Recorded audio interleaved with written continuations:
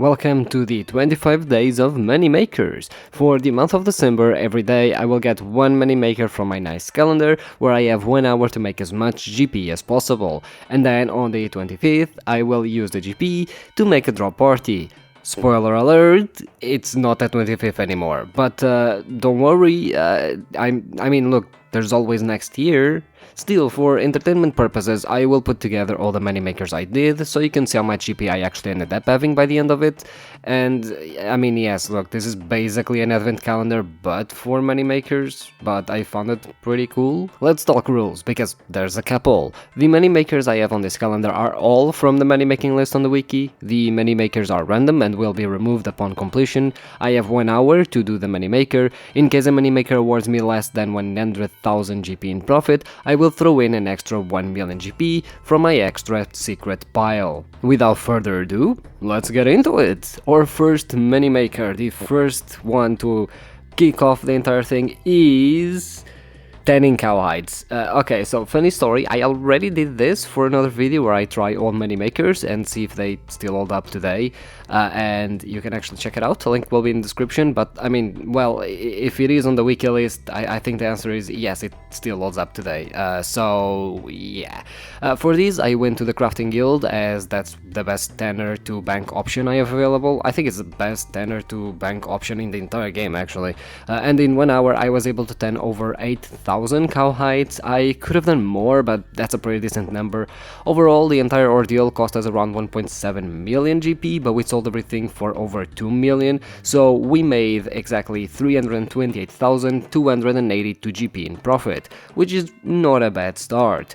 But moving on to day 2, and we got crafting emerald bracelets. Okay, for this one I went to Chilo village. At first I was a bit afraid because the emerald and gold bars, actually I ended up overpaying for them, especially when it came to the emeralds.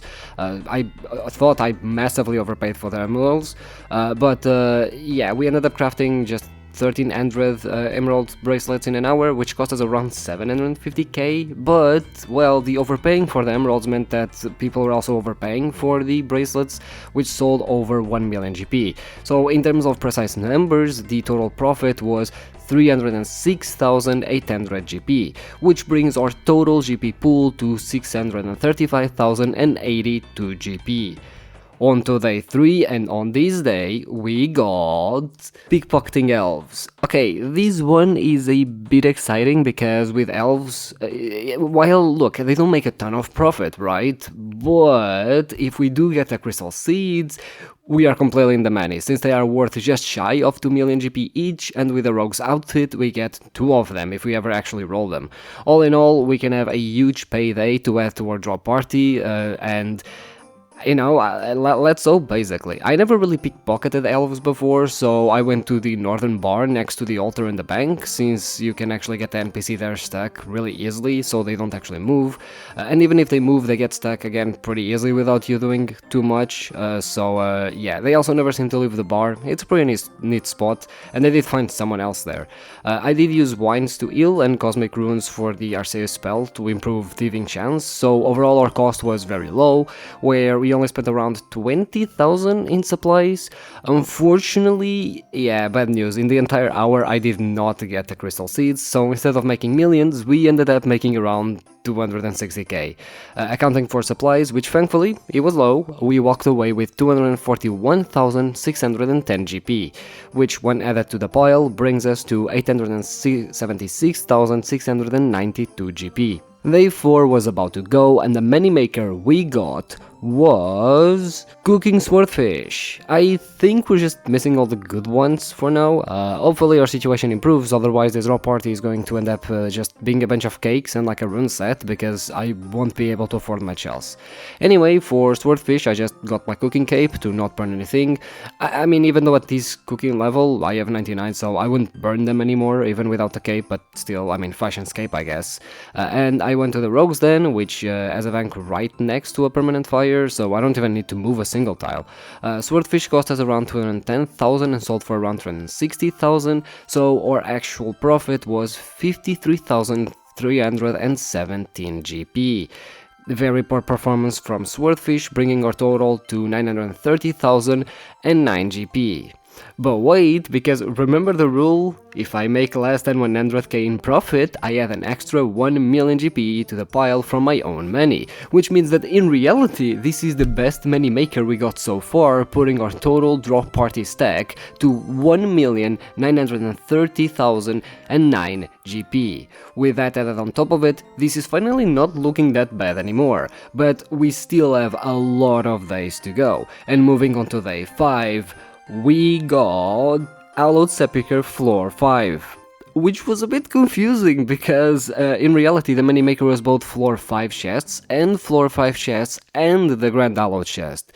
Unfortunately for this one I was a bit rusty. I do know how to do Seppi, I have the lock completed, so yeah, pretty good, but I was rusty. Our profit wasn't as high as it could have been, but I mean look, still, we have the chance to get the Ring of Endurance. Massive payday. I think it still costs like 30 mil, immense profit. However, be warned, the ring was like the last thing I needed for my log, and I went quite a bit over drop rate, so don't expect like... I mean, I think I can do like around 6 openings in order to get it, so yeah, don't expect that to be the lucky one. Or maybe it is, you don't know. But yeah, this is also the first time that I actually went over the 1 hour clock, because I still had the time to start a run, but not enough to actually finish it before the hour was up, so I just said fuck it and finished the run anyway, and I went a bit over the 1 hour side, so yeah, I think it's like one of the 2 times that happened, but not a big deal honestly, just more money for the drop party. To open some of the chests you actually do need things like planks or vampire dust, so we did have some costs for this, but they were very low, clocking in at around 37,000. The loot, however... yeah, look, the loot from this minigame is pretty good, even without the Ring of Endurance, and we ended up with almost 700k in loot.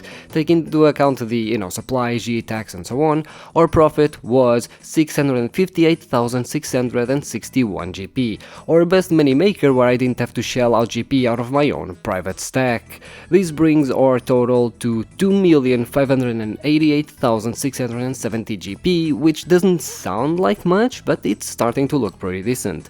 Obviously it's massively helped by the, Swordfish, so at this moment you can thank them in the comments, although I, have a hunch that they won't be the only ones that require me to shove my own GP in. But with day 5 out of the way, let's get to day 6, and the money maker we got was Chambers of Xeric normal mode. Huge potential here. Not only the Chambers of Xeric have some of the most valuable rare drops, even the common ones can make you bank.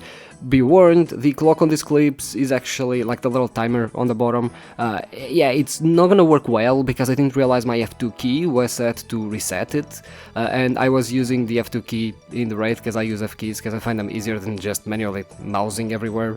So yeah, it did confuse me for a bit as well, like the clock was always on 0 even though like, hey, I pressed play on it, like what the hell is going on? But I did figure it out eventually when I was doing Zolra. So yeah, the clock is completely unreliable for this one. Anyway, as the results go, instead of doing 1 hour of Chambers, I actually ended up doing 3 raids instead. At 3 raids, at my current pace, it's around 1 hour, so it kinda does work out. Obviously, the cool thing about Chambers is that you can do it with other players, so I decided to enlist the help of my friend, which I usually run Chambers with. This is the first moneymaker with huge potential, so let's hope it pays off. The raids went fine. These are, not my first rodeo, I guess. Although it's always funny when one of us makes a mistake or dies, even though like we've done like hundreds of raids at this point. The loot here is heavily dependent on your point contribution, and unfortunately my gear isn't all that great, but we were still able to get around 750k in loot. We did spend around 200k in supplies though, a bit hefty, which brings our profit down a bit. However, after months of not doing raid, the first raid back, yeah, so we got a bit baited by that. Fortunately, the Beckler actually is at a good price and it's worth quite a bit. Ended up selling for 16.1 mil with a 2-way split, obviously because my friend deserves to get paid, especially for carrying me in every single raid we do. That means we actually pocketed pretty much 8 million from that item alone. This brings our total Chambers of Xeric profit to 8,592 and 509 GP. By far the best moneymaker we have done thanks to the unique item. When adding to the pool, we just pretty much tripled our money and we're now sitting at 11,181,179 GP. Now the drop party is looking good. After the amazing success of day 6, I was pretty excited to day 7, and in day 7 we got Zulrah. Okay, I love Zulrah actually. The normal loot is pretty good and we can even be lucky and yet again get a rare drop. And on this boss the rare drops aren't even not that uncommon. So yeah, thankfully the scales are the bulk of the profit and only Zulrah really drops them. So I knew this was like a pretty safe, good moneymaker.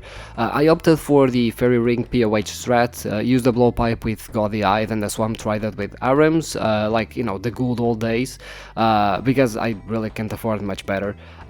This is actually the buffed version of Arams, where it actually has damage percentage, so I definitely could feel the difference during the kills, as the magic was doing way bigger of a carry nowadays than what it used to.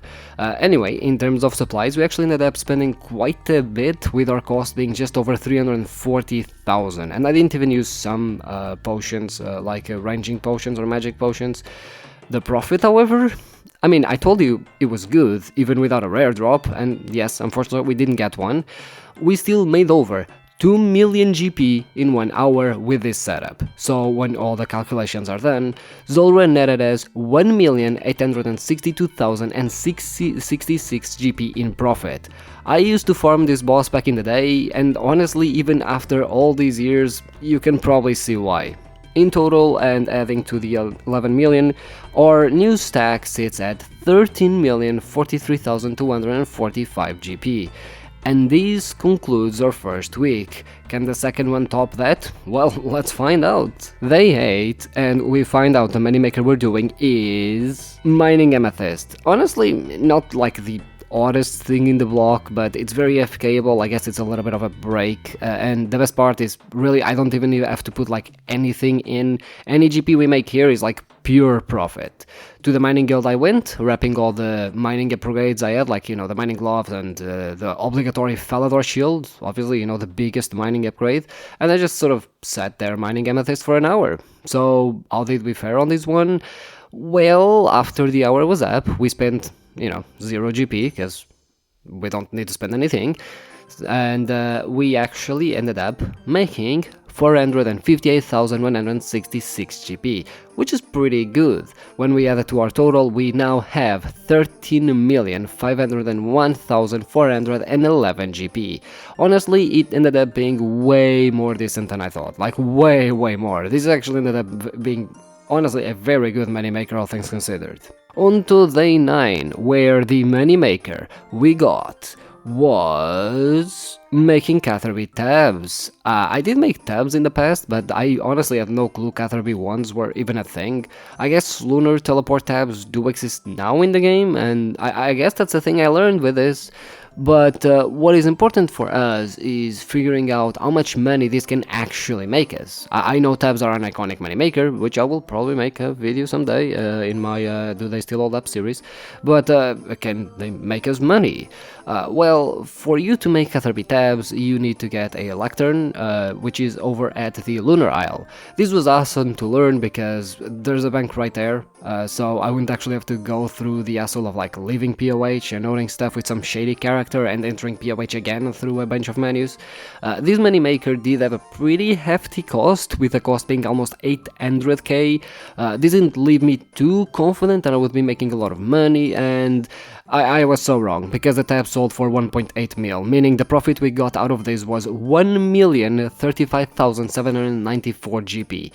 Amazing profit, and I was totally not expecting it. Usually I'm very wary of high cost moneymakers because the potential to lose GP can be pretty significant, but this time it paid out, with the third moneymaker being above 1 million GP in profit, and we're at day 9. Our stack now sits at 14,537,205 GP total. But we're obviously not 10 here, so let's go to day 10, finally eating double digits. And we got cooking raw sharks. Okay, again, not the best money maker out there, but I bet it's still a decent chunk of profit. I used to cook this for GP back in the day, alongside carom ones. Basically, I did the same thing as the swordfish, cooking cape, wrongs then.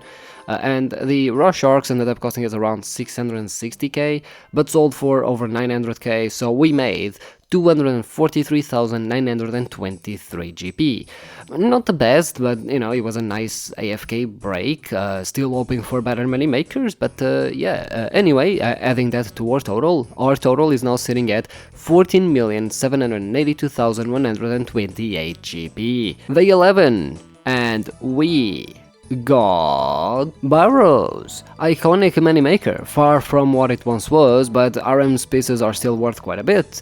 I mean, it's a long shot, but I think it's worth going for. So instead of increasing my potential profit to the max, given that runes also really are not that worth that much nowadays, I decided to focus purely on the brothers. Any unique here, okay, look, not any unique, there are some that really aren't worth all that much, but most uniques here will be a nice addition to the overall stack, and with a big payoff potential that some of them have, like ARAMs, we have a pretty good thing here to just go after the pieces. So instead of increasing my max potential, I'll just be killing the brothers, looting the chest, and repeating.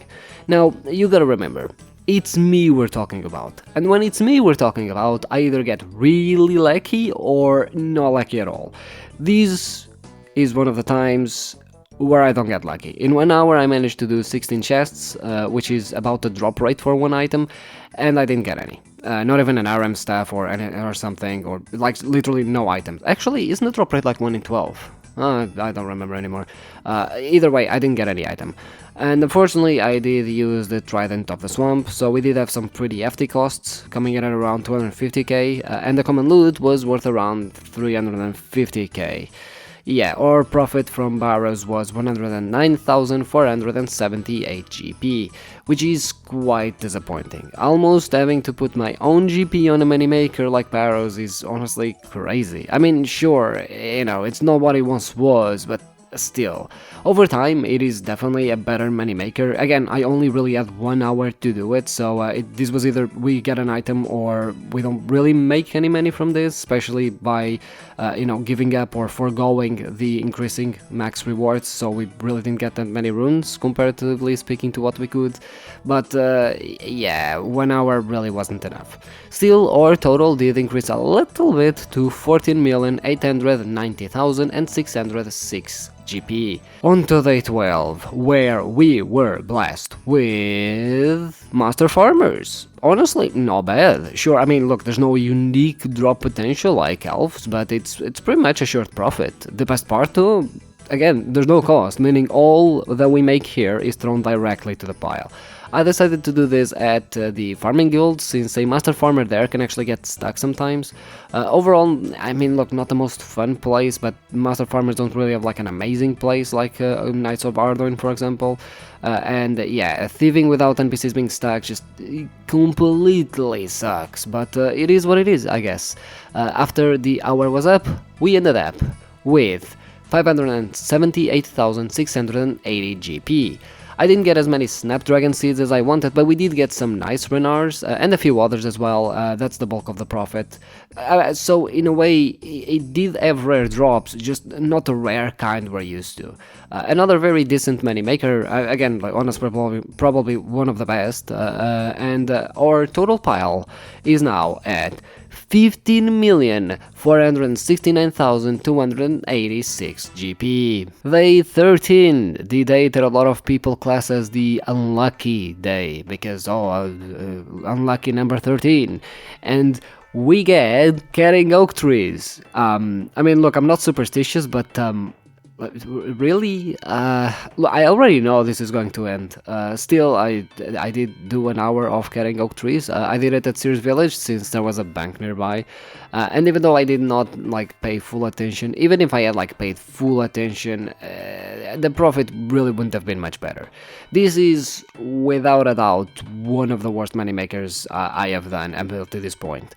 Thankfully, we had zero costs, but still, we ended up making only 26,730 GP, which means another 1 million GP added to the pile.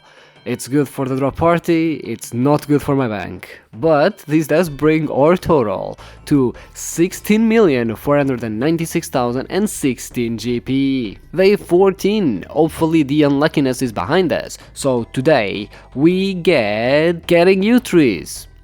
Because I guess I'll just go fuck myself, really. Yeah, I mean, look, I'm just gonna get the shit. We made 35,673 GP, so we're gonna have to throw another million to the pile. My bank by the end of this drop party is gonna be completely destroyed. Yeah, look, when I started working on this project, I didn't expect for it to cost me so much GP, but here we are, I guess.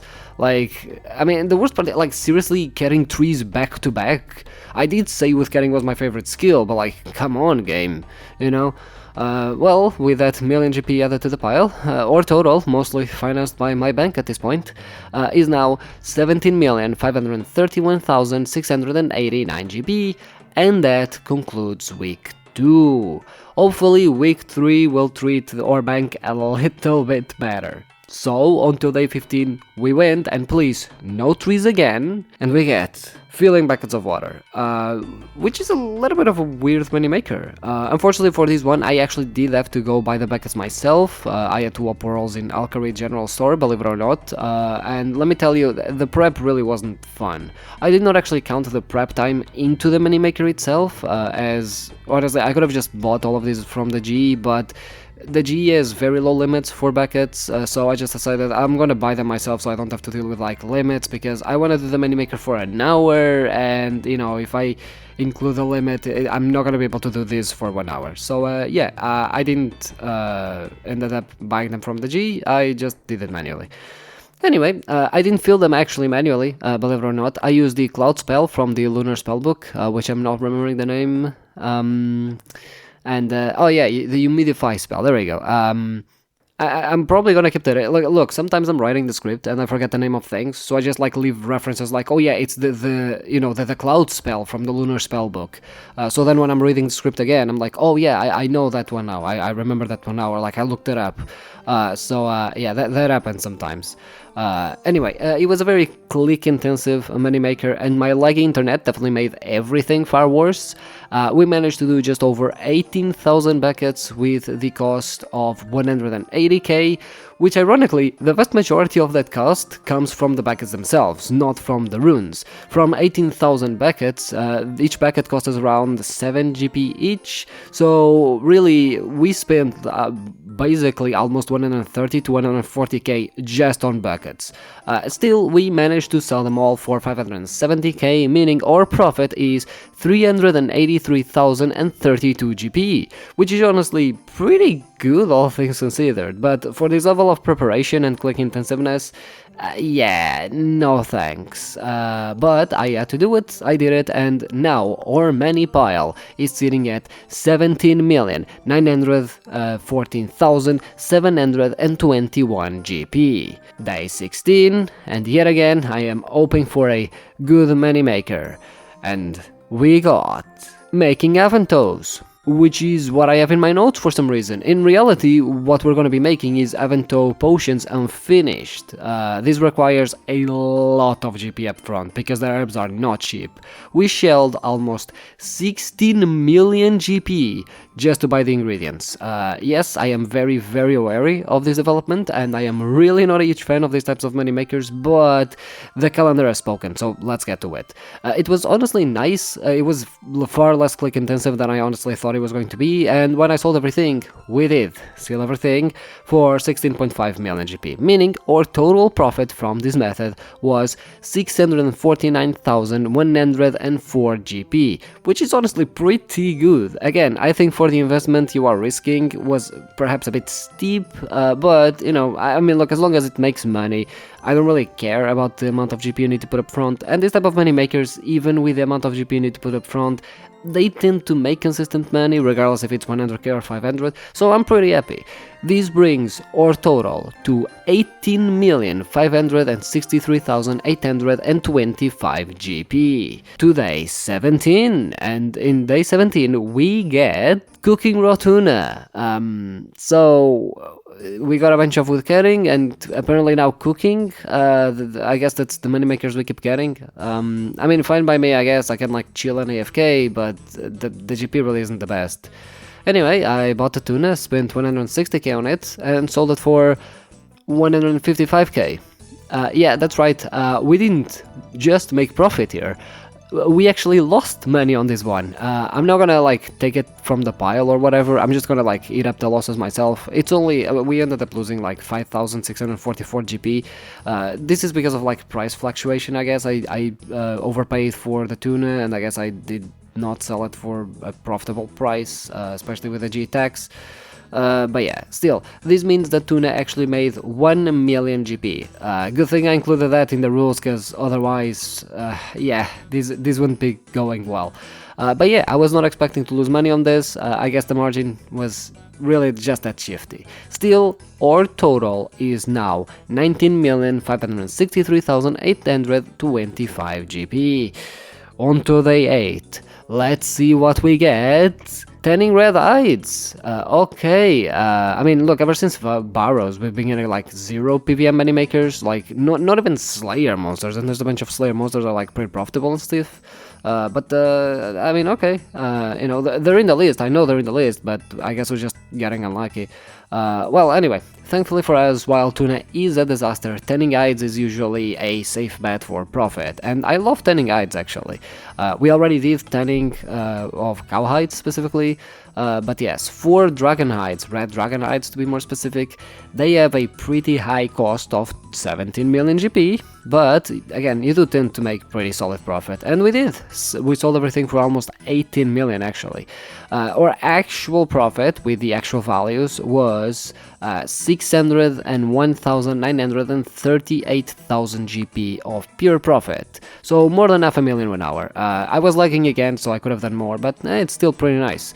I love tanning hides because, again, despite how clinking this video is, it is always a sure way of making GP, regardless of how much. With that, our new total is now at 20,165,763 GP. And we did it another milestone. But let's not stop there, because there are still many makers to be done. On to day 19, where we got killing Kurasks. Yeah, see, if you complain, you always get the drop, and I mean, look, it's not exactly the type of PVM I had in mind, but since their drop table has been reworked, they are very decent profit. I decided to use prayer pots despite the cost, since I was kinda lazy and didn't really want to bank for food and stuff like that, and honestly, I didn't spend that many, so I'm pretty happy with that decision. I did them in Priftiness since honestly they were easier to get in the permanent cave for me, but I don't think there's a difference between drop tables. We only spent around 66k in supplies, but we almost 10x that investment because Kurasks gave us 640,000. Taking into account the cost and everything, the actual profit is 574,217 GP. Again, it's not the kind of PVM I had in mind, but it was pretty chill, and it was a pretty nice amount of profit, as some Slayer monsters are, and honestly, it sure as shit made more profit than Barrows, so, you know, positives and all of that. This brings our total up to 20,738,980 GP. Day 20, we're getting to the final stretch, and we get salvaging pirate ships. Okay, we got new content as a money maker. Woohoo, I guess. Fun fact, this is actually the spot I was doing to AFK sailing training, like as a training spot. I was already like alking stuff here, I was like I was either 2 levels or 1 level away from the next salvaging spot. So technically these money makers just like me playing the game normally. So yeah. Now look, I could do all of the fancy techniques to increase profits and whatnot, but honestly I just want to AFK because that's what salvage exists for. I did have a full chest of it, like 160 at the start of it, so I'm just gonna include that in the money maker instead of salvaging or just counting the things that I salvaged throughout the moneymaker, because I mean technically I did clean the salvage during the moneymaker, during the hours, even if I already had it before, but whatever, it's just a little bit. The only cost that we have is pretty much nature runes, which have become pretty cheap, so at the end of the hour we made almost 200k. Adjusting for everything, we walked away with 180,957 GP, which honestly doesn't sound like a lot, and to be fair, it isn't, but for AFKing salvage, that's a nice chunk of change. Also, it is more than Barrows, with like 10 times less the effort, so I really can't complain. This brings our total to 20,920,937 GP. Day 21, the end of the third week, and we get Tanning Black Dragonhide. What? So I got like 3 cooking moneymakers so far, 3 tanning moneymakers as well. I mean, look, I like tanning hides, so I'm not gonna complain. Either way, pretty much the same thing as other two. This time the investment was far higher, sitting at 23.4 million GP just to buy the hides. But obviously, it's tanning, so it makes money. We sold everything, and accounting for the cost of tanning the hide as well, because I'm also, taking care of that. It's not just, oh yeah, the hide cost is this, we sold it for this. Yeah, what about the 20 GP you spent per hide? Yeah, I accounted for all of that, don't worry. But when everything was said and done, we sold everything for over 24 million GP, meaning that our actual profit is 680,427 GP, which is on the upper echelons of the moneymakers we've been doing, so that's pretty good. Adding to our total, we get 21,601,364 GP. 21 million GP made after 21 days. That's awesome, even if some of it is from my own bank. And that concludes our third week. But, I mean, there's still some money makers to finish, so let's get to them and finally finish our nice Advent money making calendar. On to day 22, 3 days until the drop party, and we get cooking raw lobsters. Okay, I guess cooking just hijacked the entire thing. I mean, I guess there are a lot of cooking options and stuff like that, so I guess cooking does to a certain degree inflate the list. Anyway, it's pretty much the same thing as the others. I spent around 200k, made around 260, which left us with 84,000 GP in profit. Throw another million to the pile. Yeah, at this point I'm just personally financing the drop party. Our total is now 22,685,364 GP. Hopefully your situation improves, so let's get to day 23, where we get making pastry dough. Yeah, okay, look, you know what? Nah, I'm not doing another goddamn cooking moneymaker. In a row, scratch that. I'm adding 1 million to the pile, and I will just reroll this thing. So, with the reroll, day 23, we get mining iron ore. Okay, sure, fine. For some reason, this calendar really wants me to do scaling. Sure, I mean, I like scaling, but at this point, this is a bit insane. Where are the TOAs? Where's the TOBs? I mean, okay, to be fair, we did get chambers, and we did get a unique, so I probably should not be complaining about this, but fine. Anyway, mining guild, yet again, and honestly, this one's as bad as I thought. There's an iron ore thing very close to the bank, and with the mining level I had, it really wasn't taking too long to mine. We ended up with 171,899 GP from the iron ore. Again, 0 costs, but yeah, you have to add the 1 million from me rerolling, which brings our total to 23,857,263 GP. And on the last day, before the drop party, if we can be blessed, on day 24, we get Chopping Willows. I fucking hate this game, actually, you know what? Look, I don't know, like three fucking with cutting many, like with cutting kind of sucks for money making. Whatever, fine. I got like three combat money makers in the entire thing. This is the third, just with cutting one specific. Like with tending guides, I don't even mind because that's actually good profit. But this shit, look, we didn't make money, right? We didn't make money. I did it at Rainy, like at Raining, what? At Rainer Village, and we made more than they use. We ended up with around 47,880 GP, but obviously less than 100k, so we had another 1 million GP for the third day in a row, which brings our total to 24,905,143 GP. Almost 25 million in 25 days, but not quite. Honestly, not too bad all things considered, and you know, look, I'm just glad I did have the 1 million GP rules, because otherwise, like, we would be sitting here with only, like, what, 15 million GP? Which, I mean, to be fair, it's pretty good, but again, if you do take away the buckler, that's only like 8 million GP in 25 days. Like, that's not even good for a bond, right? So, yeah.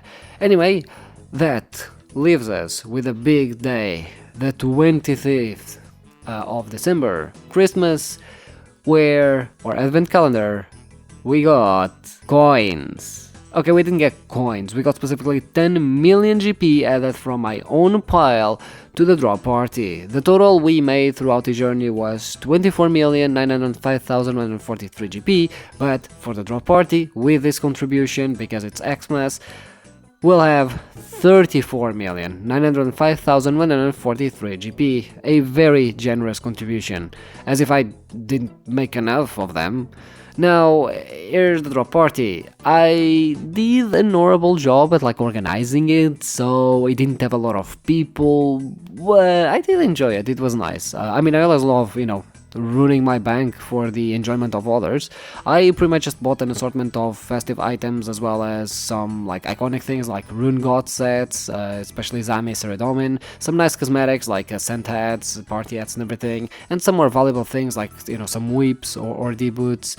I also got some like shoulder parrots, mole fucking feet thing, what are they called? Sleepers, mole sleepers and whatnot, just some nice like stuff to just have. I also added 8 million GP directly to the chest for the people to get. This was supposed to be the 10 million donation contribution, but I ended up overspending a little bit of GP on buying things, so yeah, again, I'm really good at organizing these things. But yeah, it was nice to spice things up, I guess, like just 8 million GP as a cash drop, which ended up getting like twice. I ended up getting it twice, so I just had to like stop popping balloons, because I did, obviously I didn't want to keep the money, I just wanted people to have it. So yeah, it was a little bit of fun, just to go back to the Falador party room and everything to do this. So yeah, I'm super happy with the experience, and I can 100% tell you that next year I'm doing that again, although I do hope I have better organization than what I did this year. This year was a bit like hazy, especially for the month of December, and I mean it's been a while for me working. I haven't uploaded a video in like almost a month at this point, so it's been a bit of a hazy period, but yeah, next year hopefully it's better. Now, while you enjoy the balloon popping gameplay, here's some fun facts. I spent 7 million GP out of my own pocket for all of the times we made less than 100k. Technically 6, one of them was related to me re-rolling the pastry dough. There was one moneymaker losing us money, the tuna. Outside of that, the lowest moneymaker was cutting oak trees at Sears Village, which got us 26k. The most profitable was Chambers because of the buckler. If we were to remove that unique item, the most profitable would have been Zora at 1.8 million GP. Speaking of PVM, we got 4 PVM moneymakers, with one being a raid, one being a boss, one being a slayer mob, and the other being a disappointment. We cooked a total of 4 times, 5 if you again include the pastry dough, so that was by far the most popular skill. Tied in second was with cutting and tanning, which is not a skill, but I guess I consider it part of crafting, where we both got 3 moneymakers. And also, you're probably wondering, where are the wilderness moneymakers? I didn't include them, because it was Xmas and I couldn't be fucked to deal with PKers in the month of December, so yeah, there's that. I mean, look, I was already putting my own GP into the pile anyway, so why put my GP into the pile, because I wouldn't be able to make enough money, and then lose GP from PKers killing me? yeah, just kind of absurd. Anyway, that's it for this little thing. I hope you enjoyed. I hope it was really enjoyable. And if it was, subscribe definitely. Like the video, all of that good stuff. And yeah, again, like next year if I do this again, I'll try to like curate the list a little bit better because yeah, look, some skills definitely were favored. Some of them, like I had many makers on that list that were like 20k, 30k profit and stuff like that. So it definitely like wasn't the bad. While they're fine to get like 1 or 2 times as a funny haha meme, and you had like 1 million of your own pile. At the same time, kind of sucks that they were so overbearing on this list, so I'll definitely like curate things a little bit better for next year, and I'll definitely advertise things better. Anyway, again, if you enjoyed, please subscribe. This video did take me quite a bit to make, at least 25 hours from the many makers alone, and yeah, make sure you're around for next year, if you remember, I guess, and I'll see you in the next video, which, I mean, I don't know, things have been hazy, I don't know when it is.